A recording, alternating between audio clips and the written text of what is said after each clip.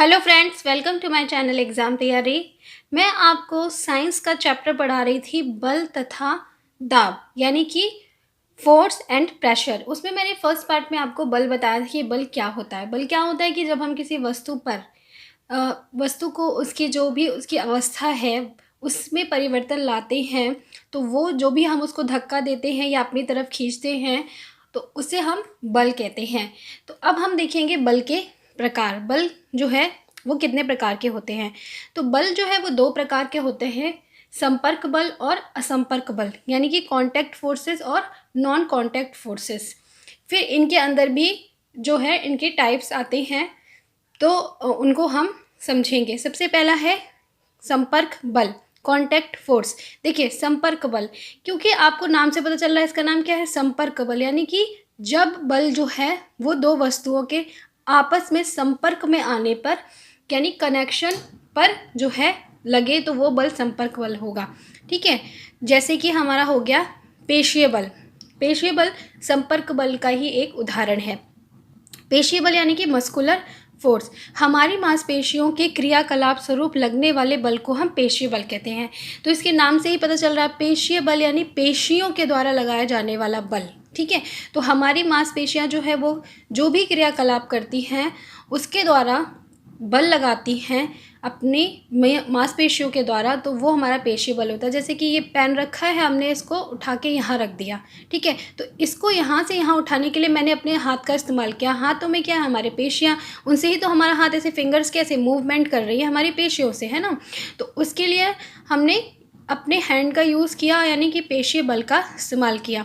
इन क्रियाकलापों में शरीर की गति तथा मुड़ना भी शामिल है। सिर्फ ये नहीं कि किसी वस्तु को उठाना ही जो है वो उसमें ही हम बल का प्रयोग करते हैं, बल्कि जब हम अपने हाथ को इधर उधर मोड़ने के लिए, अपने शरीर के मूवमेंट के लिए भी जो है हम अपने पेशीय बल का इस्तेमाल करते हैं। देखिए, जब आपके शरीर में ताकत नहीं होगी तो आप अपने हाथ को या अपने शरीर को मूव नहीं कर पाओगे। जैसे जब हम कमज़ोर हो जाते हैं तो हमारे लिए उठना बैठना कितना दिक्कत हो जाती है हमें, है ना, क्योंकि हम उस समय बल लगा के अपने पेशियों का इस्तेमाल नहीं कर पाते हैं।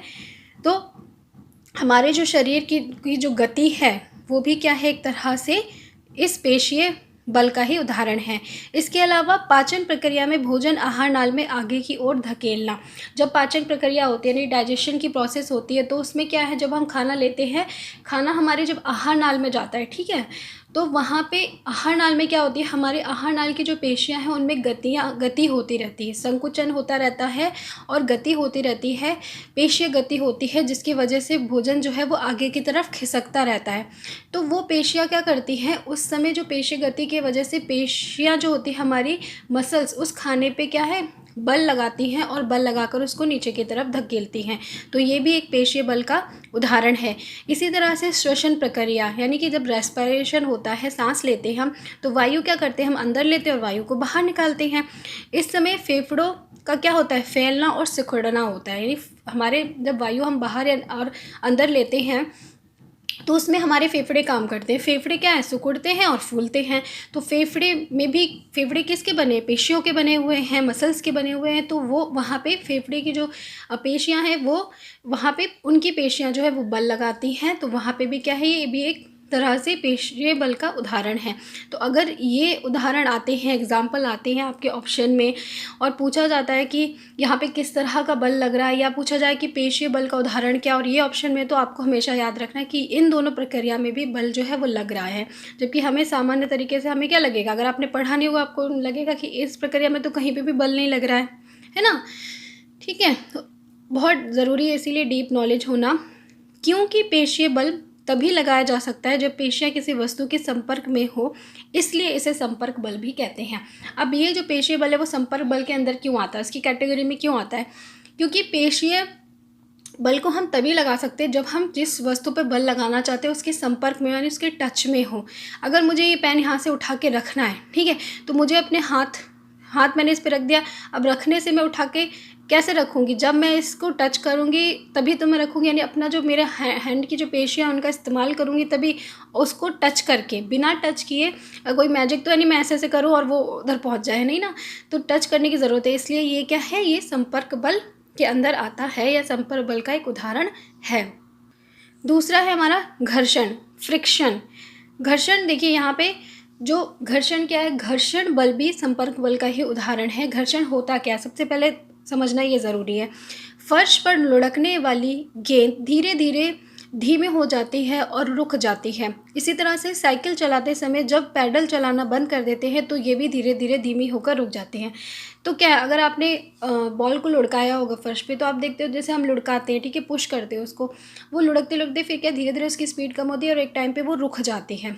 तो वो रुक क्यों जाती है, ऐसी कौन सी चीज़ है जो उसे रोक देती है, किस वजह से वो रुक जाती है, ठीक है। अब या फिर साइकिल में हम साइकिल का पैडल चलाएं या पैडल चलाना छोड़ दें, ठीक है, तो फिर साइकिल थोड़ी देर तक तो चलेगी, फिर अपने आप रुक जाएगी। या आप किसी पहिए को भी ऐसे लकड़ी से चलाओ आप, ठीक है, छोटे बच्चे जैसे खेलते पहिए से, तो थोड़ी देर बाद क्या होता है, वो भी रुक जाएगा। तो ये सारी चीज़ें जो है, इन सभी स्थितियों में क्या चीज़ है कि जो इन सब चीज़ों को रोक रही है। तो इन स्थितियों में वस्तुओं पर कोई बल लगाए बिना इनकी चाल धीरे धीरे कम होकर विराम अवस्था में आ जाती है। यानी किसी बल को तो नहीं लगाया, जैसे ये पेन ही लीजिए, मैंने इसे पुश किया, थोड़ी दूरी जाकर ये रुक गया, जबकि यहाँ से कोई बल नहीं लगा जिसने इसको रुक दिया है, फिर भी ये रुक गया। तो ऐसी कौन सी चीज़ है जिसकी वजह से ये रुक जाता है? इन सब में वस्तुओं की गति की अवस्था में परिवर्तन का कारण घर्षण बल है। यानी इन सब पे क्या इनके जो रुकने का कारण है, गति की अवस्था में परिवर्तन का क्या मतलब है, यानी गतिशील अवस्था से वो क्या है, विराम अवस्था में आ गई हैं। तो ये जो परिवर्तन होता है वो क्या है, घर्षण बल के कारण होता है। अब ये घर्षण बल होता क्या है, तो फर्श तथा गेंद की सतहों के बीच लगने वाला घर्षण बल ही गतिशील गेंद को विराम अवस्था में लेकर आता है। तो घर्षण बल क्या होता है, घर्षण बल दो वस्तुओं के की जो सतह है उनके बीच कार्य करता है। जैसे हमारा ये पेन है और ये हमारी नोटबुक है, इस पेन की ये सतह हो गई और ये नोटबुक की सतह हो गई, तो इन दोनों के बीच में जो है घर्षण बल कार्य करता है। इसलिए जब हम इसे पुश करते तो वो बल जो है वो इसको रोक देता है। अब ये बल इसको रोक क्यों देता है, इसको आगे क्यों नहीं जाने दे रहा है, ठीक है, क्यों नहीं जाने देता है, क्योंकि जो घर्षण बल है उसकी जो दिशा है वो सदैव गति की दिशा के विपरीत होती है। बहुत इम्पॉर्टेंट है ये बात कि घर्षण बल जो है वो सदैव गतिशील वस्तु पर लगता है और इसकी दिशा सदैव उसकी दिशा की विपरीत होती है। यानी अगर हम इसे इस तरफ पुश करेंगे तो जो इस पर घर्षण बल काम कर रहा है वो इस तरफ लग रहा है, इसलिए इसको रोक रहा है। अगर ये उसी के डायरेक्शन में काम करता है तो इसको और आगे जाने देता है, ठीक है। अगर हम इधर से पुश करेंगे तो घर्षण बल इस डायरेक्शन से लगेगा। तो घर्षण बल क्या है कि हमेशा गतिशील वस्तु की विपरीत दिशा में लगेगा। ये आपको याद रखना बहुत ही इम्पॉर्टेंट बात है, ठीक है। नेक्स्ट है हमारा, हाँ, क्योंकि घर्षण बल दो सतहों के बीच संपर्क के कारण उत्पन्न होता है, इसलिए ये भी संपर्क बल का एक उदाहरण है। अब ये क्या हुआ है, दो सतहों के बीच में ही तो लग रहा है, तो दो सतहों के संपर्क से ही कार्य करता है। अगर मैं इसे हवा में ऐसे फेंकूंगी तब तो नहीं है ना, घर्षण बल कार्य करेगा। हवा में जब ये नीचे गिर जाएगा तब जाके ये रुकेगा। तो संपर्क में आने पर ही हो रहा है, इसलिए संपर्क बल का एक उदाहरण है। अब देखते हैं असंपर्क बल, नॉन कॉन्टैक्ट फोर्सेस। असंपर्क बल क्या होते हैं, उसमें सबसे पहले आएगा हमारा चुंबकीय बल। देखिए असंपर्क बल यानी जब दो वस्तुएं संपर्क में नहीं है, एक दूसरे के टच में नहीं है और फिर भी उन पर बल कार्य कर रहा है, तो वो बल असंपर्क बल होगा। जिसका पहला उदाहरण है हमारा चुंबकीय बल, मैग्नेटिक फोर्स। दो वस्तुओं के बीच आकर्षण अथवा प्रतिकर्षण को भी खींचना या धक्का देना माना जा सकता है। फॉर एग्जाम्पल, चुंबकों के बीच दो चुंबक आपने देखी होगी, ठीक है, एक चुंबक है, आपने दूसरी चुंबक ली, तो एक तो दोनों चुंबक जो हैं अगर उनके जो अलग अलग ध्रुव हैं वो एक दूसरे के सामने होते हैं तो क्या होता है, चुंबक एक दूसरे को आकर्षित करती हैं, ठीक है। और सेम जो ध्रुव है, सेम पोल जो है वो एक दूसरे के सामने होते हैं तो वो एक दूसरे को प्रतिकर्षित यानी रिपेल करती है।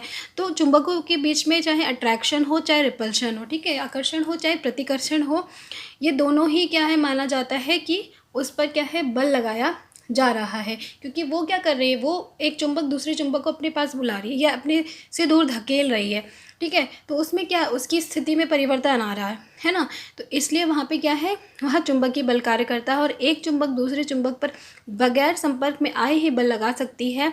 इसलिए चुंबक के द्वारा लगाया गया बल जो है वो असंपर्क बल का एक उदाहरण है। चुंबक द्वारा लोहे के टुकड़े पर लगाया बल भी असंपर्क बल है। जैसे दो चुंबक के बीच में इसी तरह से एक चुंबक है और एक लोहे का टुकड़ा है, तो चुंबक क्या लोहे के टुकड़े को अपनी तरफ खींच रही है, तो वहाँ पे भी क्या है असंपर्क बल कार्य कर रहा है, जो कि क्या है चुंबकीय बल। इसी तरह से इसका दूसरा उदाहरण है स्थिर वैद्युत बल, इलेक्ट्रोस्टैटिक फोर्स। स्थिर वैद्युत बल क्या होता है, जो कि इलेक्ट्रोड्स के बीच में कार्य करता है, यानी आवेशित वस्तुओं के बीच में कार्य करता है। एक आवेशित वस्तु दूसरे किसी दूसरी आवेशित अथवा अनावेशित वस्तु पर लगाया गया बल जो होता है वो स्थिर वैद्युत बल कहलाता है। यानी कि दो आवेशित वस्तुओं के बीच में लगे या फिर एक आवेशित वस्तु और एक अनावेशित वस्तु, यानी एक पे कोई भी आवेश ना हो, उनके बीच में लगे तो वो बल जो है हमारा स्थिर वैद्युत बल कहलाता है। और इससे पहले के चैप्टर्स में भी आप इसको देख चुके हो।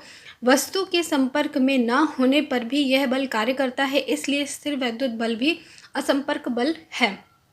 एक एग्जाम्पल से देखते हैं, जैसे कागज़ की शीट से रगड़े जाने पर स्ट्रॉ स्थिर वैद्युत आवेश उपार्जित कर लेता है। यानी कागज़ का एक टुकड़ा ले, उस पर आप प्लास्टिक स्ट्रॉ है उसको ऐसे ऐसे रगड़े, तो थोड़ी देर बाद आप क्या देखेंगे कि जब आप वो स्ट्रॉ जो है आवेशित होगा, जब ऐसे करेंगे तो कागज़ जो है उसकी तरफ चिपकने लगेगा, यानी आकर्षित होने लगेगा। ठीक है, बस आपको ध्यान रखना है कि जो उसका आवेशित हिस्सा है उसको आप हाथ से न टच कर ले, क्योंकि हाथ से जैसे ही टच करेंगे तो वो आवेश आपके द्वारा क्या है वो धरती में चला जाता है। ठीक है, तो वो मैं चीज़ें पहले भी बता चुकी हूँ। तो ये जब प्रोसेस की जाती है तो वहाँ पे क्या होता है कि आवेश के कारण एक वस्तु जो है वो दूसरी वस्तु को अपनी तरफ आकर्षित करती है बिना किसी संपर्क के, इसलिए इसे स्थिर वैद्युत बल या इलेक्ट्रोस्टैटिक फोर्स कहते हैं। और ये भी एक क्या है, असंपर्क बल का उदाहरण है। इसका एक एग्जाम्पल है गुरुत्वाकर्षण बल, ग्रेविटेशनल फोर्स। ये सब आप सभी जानते हैं ग्रेविटेशनल फोर्स क्या होता है। तो वस्तुएं पृथ्वी की ओर इसलिए गिरती हैं क्योंकि यह उन्हें अपनी ओर आकर्षित करती है। किसी भी वस्तु को आप जैसे मान लिया इस पेन को गिराया, तो ये पेन क्या है, नीचे की तरफ गिरा, ये ऊपर क्यों नहीं चला गया। या कोई भी वस्तु आप डालते तो नीचे ही आती है, क्यों, क्योंकि वो क्या है, हमारी पृथ्वी हर वस्तु को अपनी तरफ आकर्षित करती है, अपनी तरफ खींचती है। और इस बल को गुरुत्व बल या केवल गुरुत्व कहते हैं। तो पृथ्वी जिस वजह से या जिस बल के द्वारा सभी वस्तुओं को अपनी तरफ खींच रही है वो बल क्या है, गुरुत्व बल है, ग्रेविटेशनल फोर्स है या ग्रेविटी कहते हैं। यह एक आकर्षण बल है। ठीक है, ये कैसा बल है, आकर्षण बल है, प्रतिकर्षण नहीं। कभी भी पृथ्वी चीज़ों को अपने से दूर नहीं फेंकती, हमेशा आकर्षित कर रही है, तो ये एक आकर्षण बल है। गुरुत्व बल प्रत्येक वस्तु पर लगता है और हर एक वस्तु पे गुरुत्व बल लगता है। चाहे आप किसी को भी गिरा के देख लीजिए, वो चीज़ नीचे ही गिरेगी। ठीक है, गुरुत्व बल के कारण ही नल तथा नदियों में पानी नीचे की ओर बहता है। यानी नल हम चलाते हैं तो पानी हमेशा नीचे की तरफ क्यों गिरने लगता है, या नदियों में पानी भी जो है वो नीचे की तरफ ही बहता है। ये सारे कारण जो है वो क्या है, गुरुत्व बल है, कि गुरुत्व बल जो है वो हर वस्तु पर लगता है। गुरुत्व बल केवल पृथ्वी का ही गुण नहीं है, विश्व में सभी वस्तुएं एक दूसरे के ऊपर बल लगाती हैं और यह गुरुत्वाकर्षण बल कहलाता है। यानी सिर्फ पृथ्वी पर ही कार्य नहीं करता है, विश्व में जितनी भी चीज़ें हैं उन सब पर ही ये बल कार्य करता है। आप अगर प्लैनेट्स देखेंगे, प्लैनेट्स भी अपनी कक्षाओं में चक्कर लगा रहे हैं, निरंतर अपनी कक्षा में ही स्थित हैं, वो भी क्या है, गुरुत्वाकर्षण बल के कारण ही है। तो वहाँ पे भी गुरुत्वाकर्षण बल ही जो है वो कार्य कर रहा है। तो ये तो था हमारा बल के प्रकार, कौन कौन से बल हैं, सभी इंपॉर्टेंट हैं, सबके जो एग्जाम्पल है वो बहुत इंपॉर्टेंट है। क्योंकि मोस्टली क्वेश्चन में मैं आपको एक बात बता दूं कि जो बुक में एग्जाम्पल दिए होते हैं वही क्वेश्चन में अक्सर आते हैं। ठीक है, तो एग्जाम्पल जो है उन्हें आप ज़रूर ध्यान से याद रखिएगा। नेक्स्ट पार्ट में हम देखेंगे दाब और हमारा ये चैप्टर जो है वो कंप्लीट हो जाएगा। इसमें नहीं बताऊंगी, नहीं तो वीडियो बहुत ज़्यादा लंबे हो जाते हैं इसलिए, और फिर एक साथ इतना पढ़ना ठीक भी नहीं है। तो दाब हम देखेंगे नेक्स्ट वीडियो में। वीडियो को लाइक कीजिएगा। मिलती हूँ आपसे नेक्स्ट वीडियो में, तब तक के लिए बाय बाय।